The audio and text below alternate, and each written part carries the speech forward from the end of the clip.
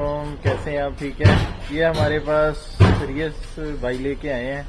इनका एक मसला आ रहा है कि जब ब्रेक अप्लाई करते हैं तो सीटी की आवाज़ आती है। तो हमने चेक किया, इसकी ब्रेक सर्विस के लिए खोली है, तो इसके जो डिस्प्लेटें हैं और ड्रम हैं उनको टूल लगने वाला है। टूल टर्निंग करेंगे तो इनकी जो आवाज़ सीटी की आ रही है वो बिल्कुल ठीक हो जाएगी।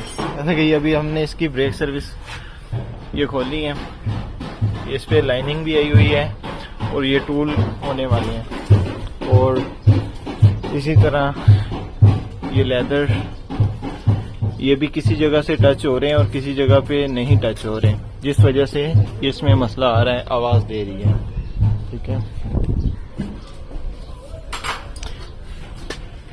ये अभी किसी जगह से ये देख रहे हैं टच हो रहे हैं, किसी जगह से नहीं हो रहे, तो इस वजह से ये सीटी की आवाज़ आना शुरू हो जाती है।